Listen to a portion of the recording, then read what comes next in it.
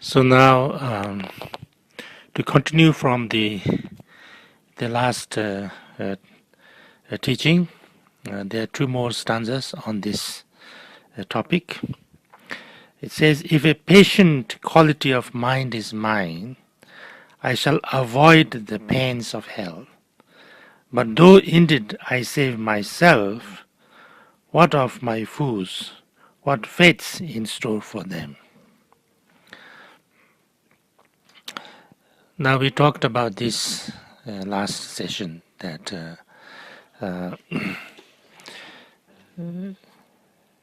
but if you say that I must be angry with my enemy or somebody who tries to harm me because he harms me, and that's I don't want to be harmed, and all the pain and problems that I receive from that I don't want, so therefore I must be angry and upset with this person.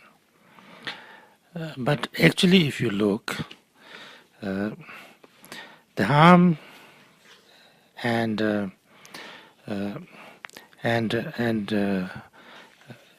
effect of this person's actions, whether it can really harm me or really do something negative to me or not, it depends very much on many things. And the most important thing is, of course, my state of mind and also my karma.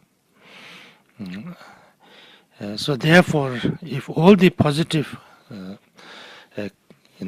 circumstances there, this person, even if tries to harm me or tries to do anything to harm me, cannot harm me. And therefore, I don't need to be angry with them. But if it gets harm, if I get harmed or injured by those, then it's not just because of this person, it's because of many other causes and conditions. So therefore,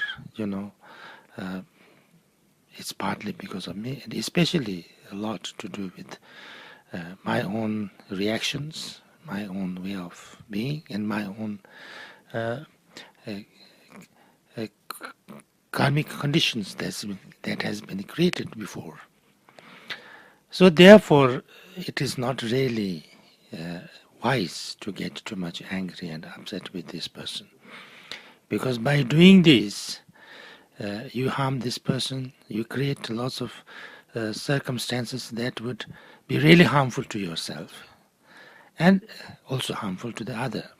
So therefore, it's more harmful to be angry with this person than to not be angry with this person.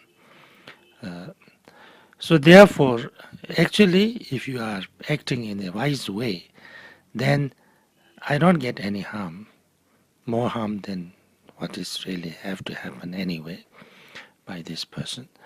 But this person will be harmed a lot, because when he does things which with negative emotions, as myself as an object of that, then in a way I become the cause of lots of his problems, because he does things with negative emotions, so he creates negative emotions, he that creates negative actions, that creates negative karma, and so therefore he gets into lots of problems.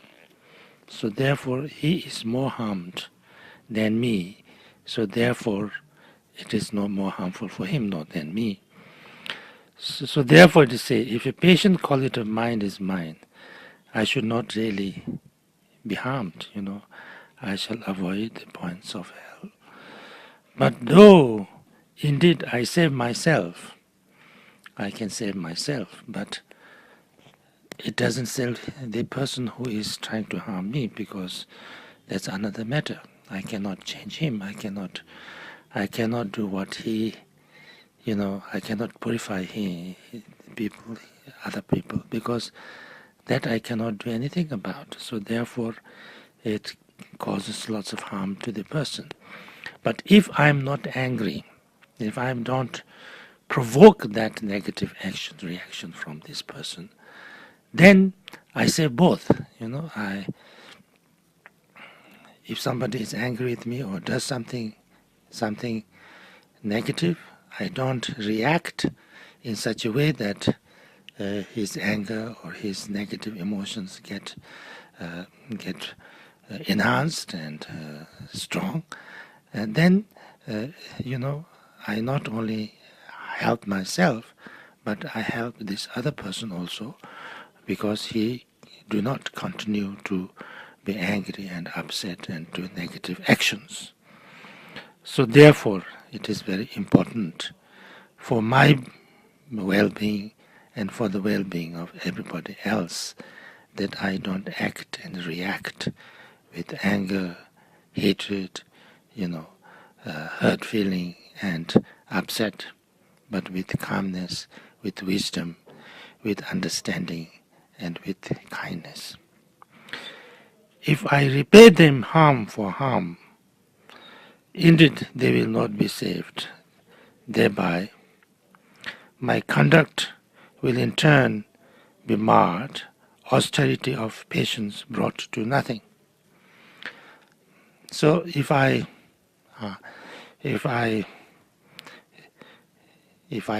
repay them for harm by harm, if somebody tries to harm me, I return the same harm. If somebody says bad things, I say the same bad thing.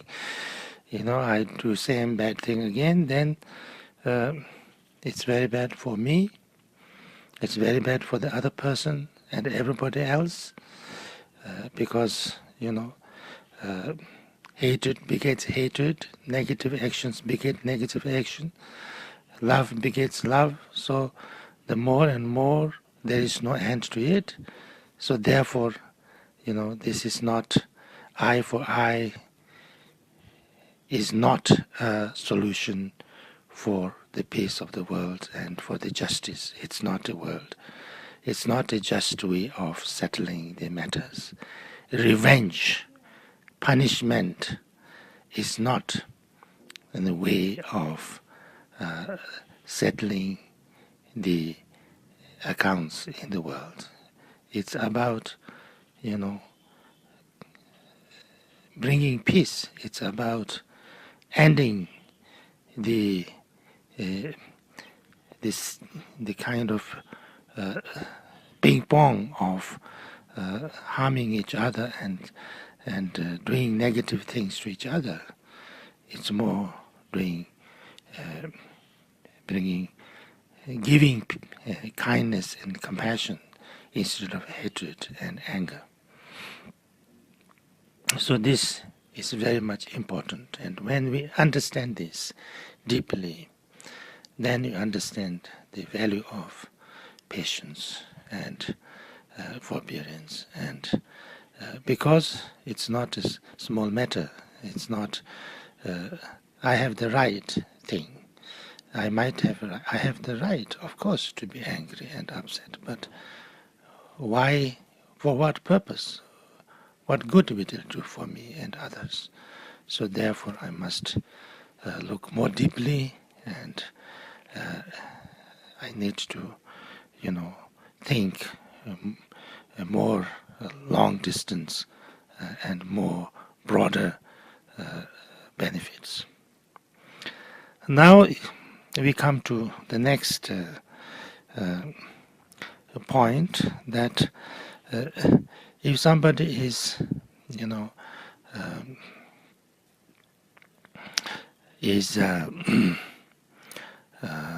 what do you call it?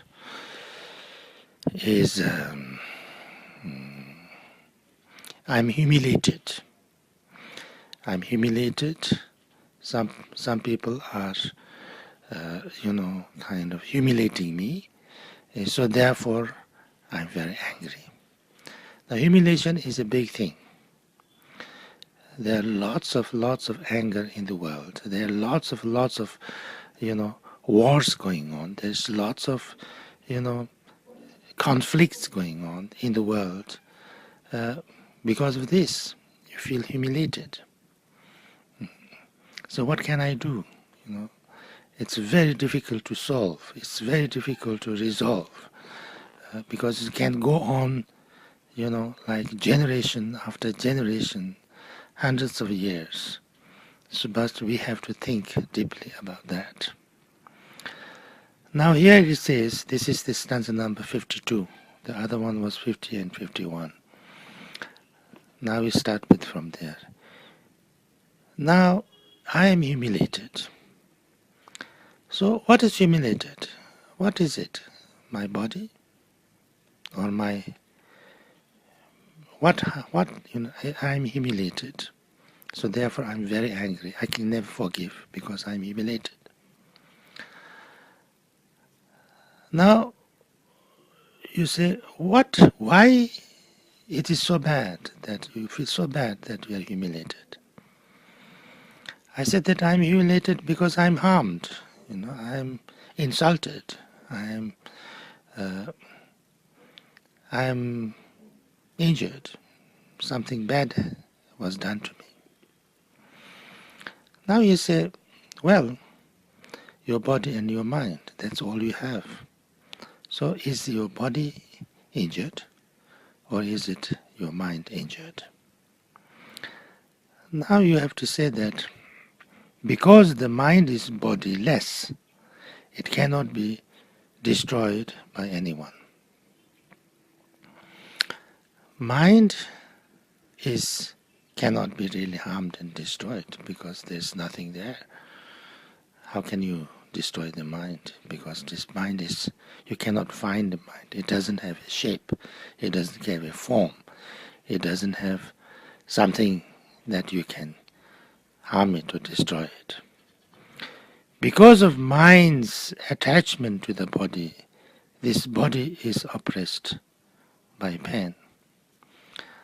Now you say, no, the mind cannot be harmed, but the body can be, and when the body is harmed, then I feel bad.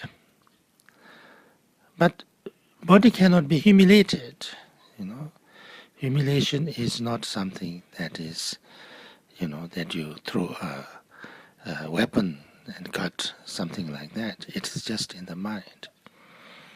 Then why and how mind gets humiliated?